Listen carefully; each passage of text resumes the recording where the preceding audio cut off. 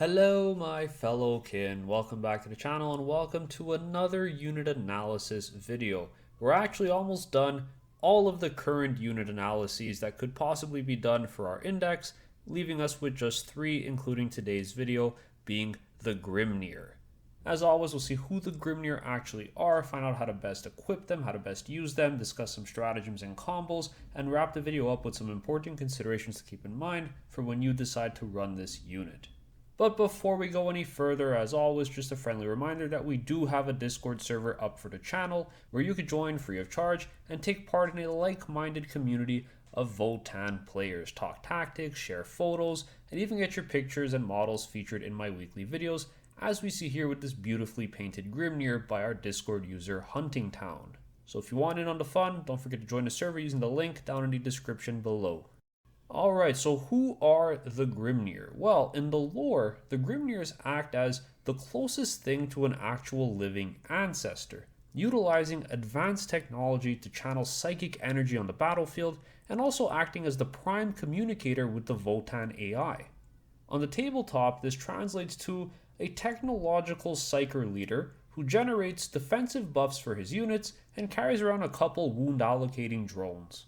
So how do you run them? Well, I put their data sheet up on the screen for you here, kicking things off, and what we see is that unlike any other profile we've seen before, that there are different profiles baked into this one data card, because the Grimnyr is accompanied by 2 corvs, and the corvs are basically just drones where you can allocate wounds to. They do have a gun, they can shoot, but you're really using these guys here for potentially 1 extra OC, but mainly just to soak some fire. So the Grimnyr himself has movement speed 5, toughness 5, 4 up base save 4, wounds leadership 6, and OC 1. Same exact thing for the 2 Corv units, each one has movement speed 5, toughness 5, 4 up base save. However, they only have 1 wound each, their leadership 6 still, and OC 1. Everyone here is a 4 up invulnerable save, which means you effectively get 6 wounds out of 4 up invuln. But you also have a 4 up base save, which is kind of bad. In terms of ranged weapon options, everything here is stock, so there's no real customization. You have the Autok pattern bolter, which is equipped by your 2 Corv units, so each one has an Autok pattern bolter. You also have, for your actual Grimnyr, something called Ancestral Wrath. So this is supposedly the big psychic witchfire spell that they're able to cast on the battlefield, and it's 24-inch range, 3 attacks, BS2, strength 6, -2 AP, D3 damage. As is with most psychic abilities, you have the focused Witchfire mode as well, meaning you can double the number of attacks, in this case going up from 3 to 6, maintaining all the rest of the stat lines equivalent, at the risk of rolling a hazardous test. Because this is a character, you will just take the 3 wounds flat, and unfortunately because the drones are not equipped with hazardous weapons themselves, you have to simply take the 3 mortal wounds on the Grimnyr himself. In which case he's down to just 1 wound now after doing that. Next up for melee weapons, he only really has 1. He's running the Ancestral Ward Staff, which is a psychic melee weapon, and it only has a single attack at weapon skill 3+, strength 7, -1 AP, and D3 damage. So I guess he just goes around and sometimes he'll hit someone on top of the head with his stick, and they'll take D3 damage, potentially if it goes through. In terms of abilities, this is where things get a little bit more interesting. So his first ability up is Fortify. While this model is leading a unit, improve the toughness characteristic of models in that unit by 1. Pretty cool ability on paper. The second ability he has is called Grimnyr's Regard, and once per battle after his unit fails a battle shock test, this model can use the ability and then that unit is no longer battle shocked. So this is quite powerful, really solid ability, but we'll get back to this a little bit later. Now, I want to talk about the ranged weapons. While there is no choice to be made here, there is the only stock option of Ancestral Wrath. I'll throw a little bit of math in this video just so we could actually see what the numbers look like. What kind of damage can we actually get with this unit? Is it ever worth popping the hazardous? If we do, what kinds of targets should we pop it on? So let's just quickly run through that. As always, we're assuming 2 judgment tokens on the target and bare bones, meaning no benefit of cover and no stratagems are in play. And at the top here, of course, I have a little recap summary of what they actually are in terms of profile. So it's just 3 attacks, BS2, strength 6, -2 AP, damage D3. And then if you do use the hazardous focused mode, you simply double the number of attacks. Okay, so at the top of the screen in green, we have the regular Witchfire, and in red, we have the hazardous version, the focused Witchfire. And what we see here are some pretty low numbers. As always, in black, we have the total number of unsaved wounds that go through, and then the colored number right under it is basically the equivalent damage output once we multiply the damage characteristic by the amount of unsaved wounds that go through. In this case, whatever the number is in black, unsaved wounds, we multiply it by 2, which is the average of D3. So if we're shooting at something that only has one wound, like a bunch of cultists, for example, that could fall somewhere between a 5-up base save or a 6-up base save, we're basically going to kill only 2 models with our Grimnyr if we use the regular fire mode. And so you do see in green there's 4.17 damage, but that's wasted because they only have 1 wound each. So really, you're looking at the number in black here because they're a 1 wound model, so you just kill 2 outright. If you use the hazard mode, you basically double that value, and we see that across the board for everything. The focused mode, by doubling the number of attacks, you simply double the amount of wounds that go through and unsaved wounds because everything else is the same. In this case, you kill 4. Now what about something a little tougher? Let's go and look at a Primaris Intercessor who falls at less than toughness 6 with a 3-up base save. So what we see here is that we'll inflict 1.39 unsaved wounds on average, which is about 2.78. So reliably, you'll kill 1 Primaris Intercessor if you shoot it without using the hazardous roll. If you use the focused Witchfire mode, the hazardous in red, you do 2.78 unsaved wounds, which is about 5.55 damage. So you should kill about 2 Primaris Intercessors in this case. When we look at something even tougher than that, like something in Gravis armor, a toughness 6, we do about 1.11 unsaved wounds, so 2.22 damage. So we do not kill one that sits at 3 wounds. But if we do pop the hazardous roll instead, we now do 4.44 damage, which is enough to pick up a model.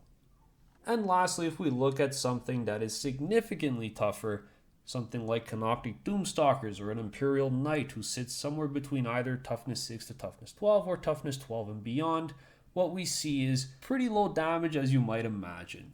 Especially when you consider that something with a 4++ negates some of that AP, we do see the damage drop from 1.67 down to 1.25 in the case of the Doomstalker, and against the Imperial Knight it goes down even further to 1.67.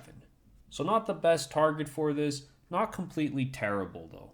Overall, the damage is not nothing, but it's definitely not worth including this unit in your list for damage output alone, which means hopefully we're taking him for some other added value, preferably his defensive buffs. But let's talk a little bit more about that and see if this is actually true. So circling back to those abilities, starting off with Fortify, where we increase the toughness characteristic of models being led by 1, and Grimnyr's Regard, which is a very powerful ability once per game to instantly become not battle shocked, who can actually benefit from this? Well, my dear friends, it is none other than the humble Hearthkin Warrior. Yeah, that's right. One of the most overcosted battle line units in the game is the only recipient to any of these buffs. Terrible.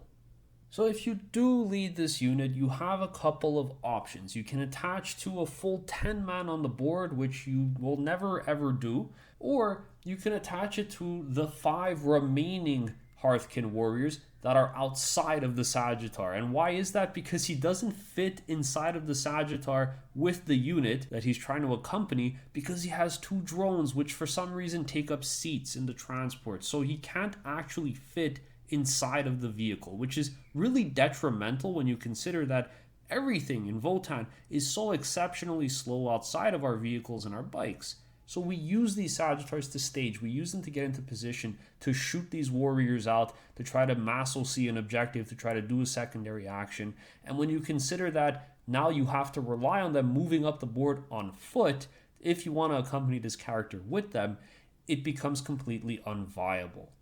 So all that to say, there really is no incentive at all currently to actually run a Grimnyr with a unit. But you won't get the ability to add +1 toughness, and then you're really only passing Battle Shock on a unit that consists of 3 models and it's a character. So if we're not taking this guy accompanying a unit, how are we using them? Well, it looks like a lot of people, when they do include a Grimnyr, run him solo. We do see this take effect in a lot of Sagittar archetype lists. So lists that run basically a core of 6 Sagittar transports, and you're paying a tax just to fill the transport up. This offers you a very cheap and affordable way to do that. It's economical. It's just 65 points, and you get to put this character inside of a transport, and by extension, bring the transport to the game. It also allows you to have a very small footprint with whatever is inside of that transport, being the Grimnyr, who only consists of 3 models. He's also decently survivable, effectively coming in at 6 wounds with his drones and having a 4-up invulnerable save, which means he will be a little bit tankier than 5-man warrior squads. What this means is you now have a pretty cheap and durable action monkey that will probably be able to stay alive long enough for you to complete whatever objective you're trying to score. In terms of enhancements and combos, again, unfortunately, because we don't really see this character used all that much outside of being a Sagittar tax, we're a little limited with combos for this section. That said, I did include something that could potentially be a little bit of fun in a casual setting, and surprisingly not entirely uncompetitive, as we did see this used in a list played by Tom Lohman, who had a pretty good run with this enhancement setup on his Grimnyr a little earlier in the season. So the enhancement in question here is Wayfarer's Grace, which allows the bearer to get back up once per game when he dies on a 2+. The combo that I could see working here is effectively just using this Grimnyr as a forward threat that just comes out and starts blasting lasers out of his hands, and then if you kill him, he just gets back up again on a 2+ with his 4-up invulnerable save, which could be a little bit annoying, but I just don't really think it's all that powerful. The other thing that could be fun potentially is using Ancestral Sentence with this combination. So now you have really sort of an effective little threat piece that pops out and can blast away 3 intercessors potentially if he uses the hazardous mode, and he also pops off with Ancestral Sentence, and then he gets to contest the objective. If he dies, he gets back up on a 2+. So I can't see a potential use case for this, but I do think it's a little bit generous, and you'll probably have more effective units that could benefit from Ancestral Sentence instead. All that said, I really do feel like the Grimnyr is a little bit disappointing in his current state. It feels a little bad to have this model that is represented in the lore as being this venerable ancient who shares his wisdom with the kin, who taps into his technological savviness to protect his friends, and who is instead just taken as a transport tax so you can bring more vehicles. I do think it's a bit of a missed opportunity that for some reason he can only attach to battle line, and it's a really bad battle line at that. I'm not really sure what the line of thinking was. Maybe it was to tone things down from the previous edition, but I do think he primarily needs to attach to more meaningful units. I would love to see him be able to attach to Hearthguard specifically. I do think you could probably benefit as well from running him with Brokir Thunderkin, but with that said, the defensive buffs would need to change. I would love to see him bringing an ability for a 5+++, so a feel no pain of 5-up. I think that would be incredibly powerful on this unit. It would be incredibly thematic, and I think it would work really well and give you good incentive to actually take him over some of your more offensive character choices like the E-Champ. This one here might be a little gratuitous, maybe we don't need it, but having a CP regen ability on this guy could be pretty cool and thematic as well. I mean, after all, he taps into the Votann AI for knowledge. Couldn't that be an interesting way of having him simulate on the tabletop, tapping into some kind of hidden knowledge to grant his friends and allies benefits on the battlefield in the heat of the moment by giving you a CP to use on strats? A little bit of a shorter video today, but that's mostly because this unit just doesn't really fit all that well inside of our index. I think he's an underrepresented unit. He doesn't have any synergy with the army. There just really isn't all that much point to taking him, except for unconventional use cases as we see with the Sagittar archetype, where you're basically just bringing cheap bodies to fill the vehicles and be a little bit more durable and have a little bit more output compared to the warriors that would otherwise be inside. I can maybe potentially see use for him in Pariah Nexus when the new mission pack comes out, because there is a bigger emphasis on using action monkeys and actually having them be out of commission for a while. So if you can run a couple of these and maybe throw them up in Sagittars and cheaply get wherever you need to be, and then keep these units alive longer through their innate durability and their ability to turn off battle shock, this could be a pretty solid choice if you're looking for something cheap to do actions with. So I'm not going to cross that off yet, but we'll see what the future has in store for us. As always, if you enjoyed this video and kind of content, please don't forget to subscribe, like, and leave a comment for me down below. What do you guys think about the Grimnyr? What changes would you like to see for this veteran leader in our future codex? Thanks so much for watching, and I'll catch you all in the next one.